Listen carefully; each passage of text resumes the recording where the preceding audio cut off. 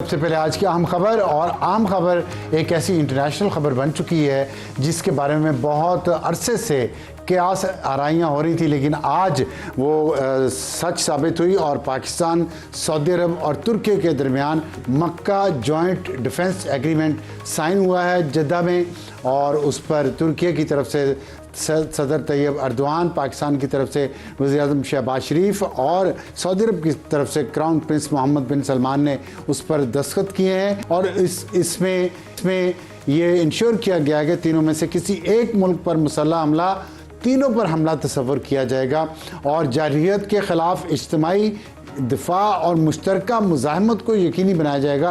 बड़ा स्ट्रॉन्ग किस्म का ये माहिदा है, और साथ माहिदे का मकसद तीनों ममालिक के दरमियान दफ़ाई ताउन, इज्तिमाई सलामती और अमन का फ़रोग, ख़ित्ते में इस्तेहकाम के लिए मुश्तरका हिकमत अमली पर इत्तेफाक में ज्वाइन किया है। ब्रिगेडियर रिटायर्ड मसूद अहमद खान साहब ने, उनसे पूछते हैं इसकी अहमियत ख़ित्ते की मौजूदगी तनाजुर में कैसी है। ब्रिगेडियर साहब, ज़रा बताएंगे आप हमारे नाज़रीन को कि ये माहिदा अहम क्यों है इतना, और क्या इसमें मजीद ममालिक भी शामिल हो रहे हैं? जी, बहुत शुक्रिया अफसर साहब। देखें, मेरे ख्याल में एक तो बड़ा लैंडमार्क है, लैंडमार्क जियोपॉलिटिकल डेवलपमेंट है, हिस्टोरिक है, और पाकिस्तान का जो जियो स्ट्रेटेजिक रेलेवेंस है, पाकिस्तान का जो इन्फ्लुएंस है, पाकिस्तान की रेलेवेंस मजीद बढ़ गई है विद दिस। और इसमें देखें जॉइंट, जिस तरह हमने बात की, sort of a collective security arrangements है जिसमें तुर्किया है। तुर्किया की इंपॉर्टेंस आप देख लें कि सेकंड लार्जेस्ट आर्मी है नेटो के अंदर, स्ट्रॉन्ग मिलिट्री इंडस्ट्रियल बेस है, टेक्नोलॉजी के हिसाब से फार अहेड है। ड्रोन्स देखे, जहाज उनके देखे, उनके शिप्स, सबमरीन्स देखे, जिस तरह हमारे लिए मेल्जियम शिप्स वो बना रहे हैं। और इसी तरीके से सऊदी, इस इकॉनमी बहुत है, लार्जेस्ट ऑयल एक्सपोर्टर है, फाइनेंशियल हेल्थ बहुत मजबूत है, पाकिस्तान के साथ एक कनेक्टिविटी बहुत अरसे से, और पाकिस्तान की देखिए मिलिट्री स्ट्रेंथ है, पाकिस्तान बैटल हार्डन आपके फोर्सेस हैं, पाकिस्तान का एक जियो स्ट्रेटेजिक प्रोफाइल है, स्पेशली लास्ट ईयर के बाद से इन साउथ एशिया आप सिक्योरिटी स्टेबलाइजर भी हैं, वेस्ट एशिया में आप नेट सिक्योरिटी प्रोवाइडर बन चुके हैं, और आपकी रेलेवेंस हमने इंडिया से वो जो सो कॉल्ड एजाज उनके पास था कि नेट सिक्योरिटी प्रोवाइडर, वो हमसे उनसे ले लिया है।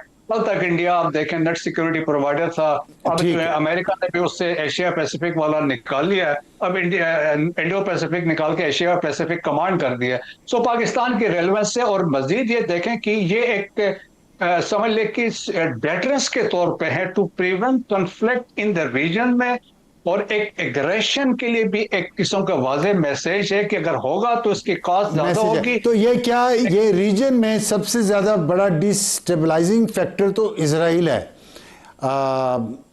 मिडिल ईस्ट में, तो क्या ये इसराइल के लिए एक अफेक्टिव पंच साबित होगा अगर नेतन्याहू ने या कि उसके बाद आने वाले किसी भी इसराइली हुकूमत ने ग्रेटर इसराइल बनाने की कोशिश की? तो जी हाँ, बिल्कुल आप सही कह रहे हैं। आप देखेंगे जिस तरह के हालात वाक़यात, अब रिसेंटली आप मिसाल आप देख लें कि जिस तरीके से अब इस सीरिया में गोलान हाइट में 600 स्क्वायर किलोमीटर के एरिया जब ट्रांजिशन हो रही थी, अहमद शरान टेक ओवर कर रहे थे, उसमें आके मजीद वहां पे ऑक्युपाई करके इजराइल बैठा हुआ है। साउथ लेबनान में ऑलरेडी ये दाखिल हो चुके हैं, 32 किलोमीटर इन साइट है, वहां पे ये बैठे हुए हैं। गजा की सिचुएशन हमारे सामने है। इसके अलावा लास्ट हमने कतर में जो उन्होंने मिसाइल के स्ट्राइक्स किए वो हमने देखा, और फिर उनकी जो बदमाशी है वो थ्रेट कर रहे हैं, जो कंसेप्ट है वो समझते हैं कि वो प्रॉमिस लैंड का वो एक्सपेंशन की वो बात कर रहे हैं। सो वाज़ेह तौर पे एक मैसेज उनके लिए भी है। दैट्स वाई आज देखेंगे तो दो ममालिक में बहुत ज्यादा बहस और खलबली है, वो एक इजराइल है, द अदर इज इंडिया है, लेकिन वाज़ेह एक बड़ा मैसेज इनकी तरफ से, इस अलायंस की तरफ से है। दैट्स वाई अभी आप देखें कि इब्राहिम कार्ड में कोई नहीं जा रहा, इसके भी एक ये बड़ा वाज़ेह मैसेज है।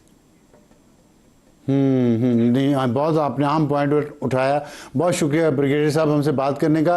आगे बढ़ते हैं, आज़ाद कश्मीर पे आ जाते हैं। आपने बहुत काम की, वज़ीर आज़म कौन आ रहा है? 3 उम्मीदवार हैं वहाँ, शाह गुलाम कादर और कर्नल वकार और तारिक फारूक। कर्नल वकार जो हैं वो बरनाला छमचौड़ियों से, जी। तारिक फारूक अनवर हक को भिम्बर से उन्होंने हराया जो साबिक वज़ीर आज़म है, और शाह गुलाम कादर साहब नीलम वैली से।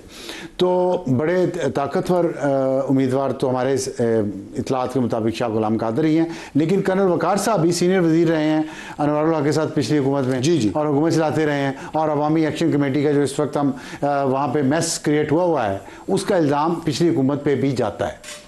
तो और फिर तारिक फारूक साहब ने पिछले वज़ीर आज़म को हराया, तो किसको बनाने जा रहे हैं आप वज़ीर आज़म, और ये कब तक मुमकिन है? देखिए अब साहब, इसका फ़ैसला तो पाकिस्तान मुस्लिम लीग नून की क़यादत करेगी, जनाब नवाज शरीफ साहब, शहबाज शरीफ साहब और चीफ मिनिस्टर साहबा करेंगे। ये तो उसका सिंपल और सादा जवाब है। बाकी तीनों उम्मीदवारों के हवाले से मुख्तसर में अर्ज़ कर देता हूँ कि शाह गुलाम कादर साहब हमारी पार्टी के वहाँ पे पहले चीफ ऑर्गेनाइज़र थे, अभी सदर है, और रिवायत यही रही है कि जो प्रेसिडेंट होता है पार्टी का वो प्राइम मिनिस्टर होता है आज़ाद कश्मीर का। बाकी जब दोनों जो बाकी उम्मीदवार हैं, तारिक फारूक साहब बहुत सीनियर और पार्टी के जनरल सेक्रेटरी है, भिम्बर से जीते हैं, ठीक है, और चौधरी अनवर हक साबिक जो प्राइम मिनिस्टर हैं उन्हें हराया है उन्होंने, और कर्नल वकार साहब भी एक क्रेडिबल हमारे PMLN के वहाँ पे रहनुमा हैं, और ये सीनियर मिनिस्टर रहे हैं और बड़े ऑनेस्ट आदमी हैं। तो मैं इतना ही कहूँगा, ये प्रेरोगेटिव ये पार्टी का है, ठीक है, और इसमें बहुत अहम राय जो है वो राना सनाउल्लाह जो हमारे सीनियर अपना पॉलिटिकल एडवाइज़र है, और उसके साथ साथ जो अमीर मकाम साहब हैं वो भी इसमें अपनी सारी कैंपेन भी चला रहे हैं। एक आपके पार्टी के MLA कहते हैं, जी, वो अभी जो मुंतखब हुए हैं वो बरतानिया में गिरफ्तार भी हो गए हैं केस में, इसके बारे में आपकी पार्टी क्या कर रही है उनको?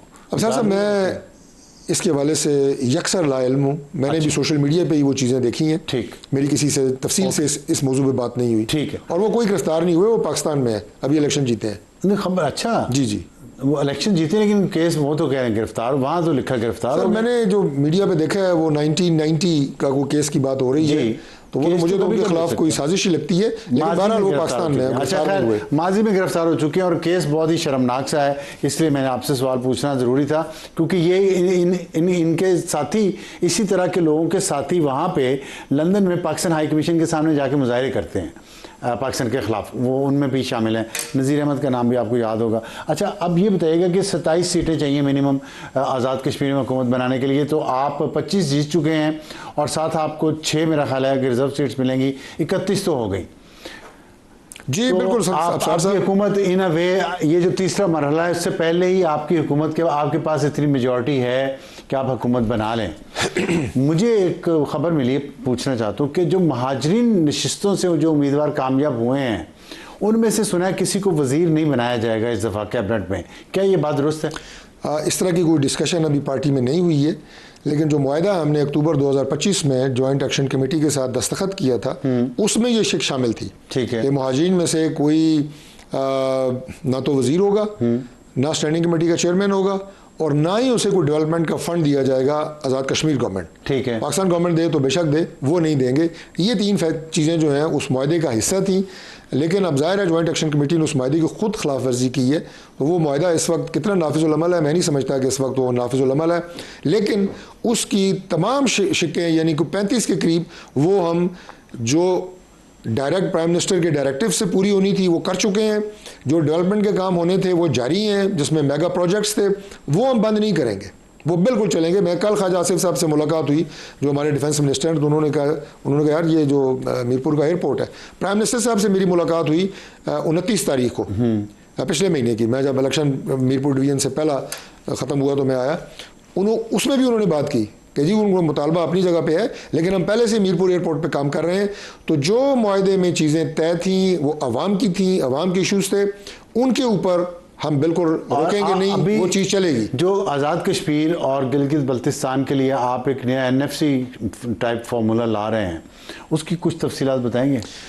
देखिए वो तफसीलात जब सामने आएंगी तो बिल्कुल मीडिया पे आएंगी, लेकिन ये मैं आपको ज़रूर कहूँगा कि हमारी जो लीडरशिप है PMLN की, जब भी हमारी गवर्नमेंट रही है GB में या आज़ाद कश्मीर में, अगर कोई रिफॉर्म्स हुए हैं और अगर कोई यानी बेदरेग वहाँ पे तरक्की के कामों के लिए फंड्स दिए गए हैं तो हमारी गवर्नमेंट में दिए गए हैं।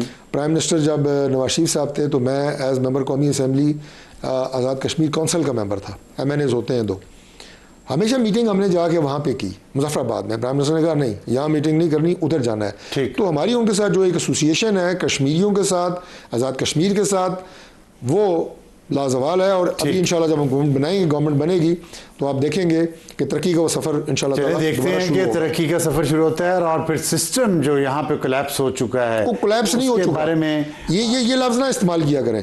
इस सिस्टम में बेहतरी की गुंजाइश है, ये कहा करें। मैं तो दोहरा रहा हूँ, इस्तेमाल नहीं तो नहीं, किसी और ने वो किया। आप जो कह रहे हैं ना कोलैप्स हो चुका है, ये नहीं। मैं दोहरा इस रहा हूं। सिस्टम में मजीद बेहतरी आनी चाहिए, मैं आपके साथ हूँ। तो चलें, अगर कोलैप्स्ड सिस्टम में मजीद बेहतरी आप ला सकते हैं तो हम भी आपके साथ हैं। बहुत शुक्रिया तारिक फजल चौधरी साहब हमसे बात करने का।